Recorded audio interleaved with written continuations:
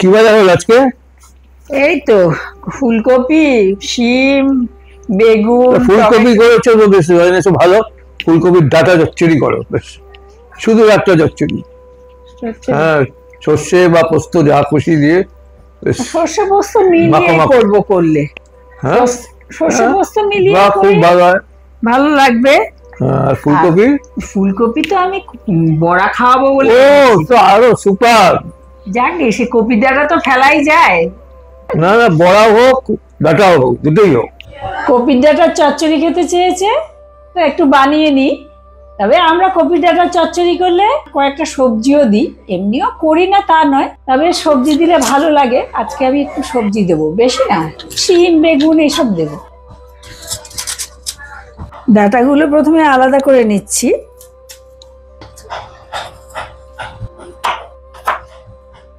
মোটা দিকটা একটু পাতলা পাতলা করে কাটবো। এইভাবে সবটা ডাটা কেটে, এই মোটা ডাটার যে ভেতরের অংশটা সেটাও কিন্তু কেটে নিই।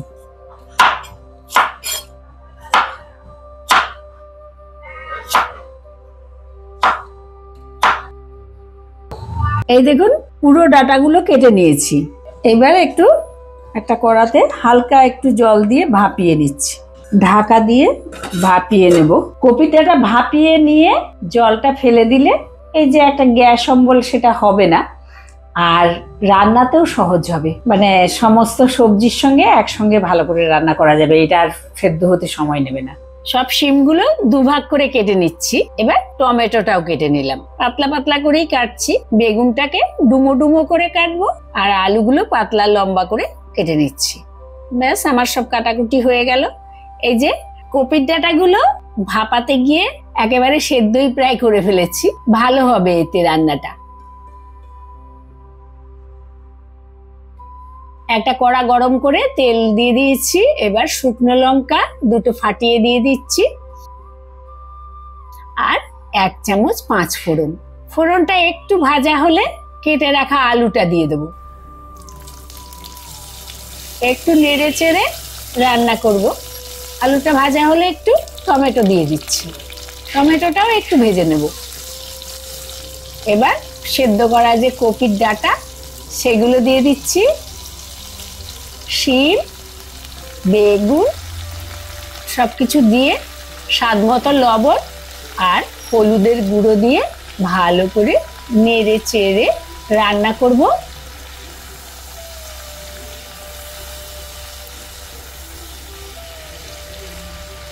এবার ঢাকা দিয়ে খানিকক্ষণ রান্না হতে দেব। এবার একটা মিক্সির বাটিতে 2 চামচ সাদা সর্ষে, 1 চামচ কালো সর্ষে, 2 চামচ পোস্ত আর 3টে কাঁচা লঙ্কা একটু ফাটিয়ে ফাটিয়ে টুকরো করে দিয়ে দেব। আর এর মধ্যে দেব অল্প হলুদ আর একটু লবণ।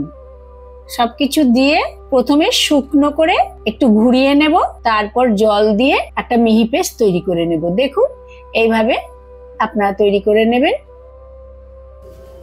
এবার রান্নাটা ঢাকাটা খুলে আবারও সবজিটাকে নেড়ে চেড়ে আবারও ঢাকা দিয়ে একেবারে ভালো করে সেদ্ধ হতে দেব। জল কিন্তু এতে দেবেন না, যদি খুব কপির ডাঁটা শক্ত না হয় তাহলে জল দেবেন না। এবার যে সর্ষেটা বেটে রেখেছিলাম সেটা দিয়ে দেব, আর দিয়ে দেব মিক্সির বাটির ধোয়া জল।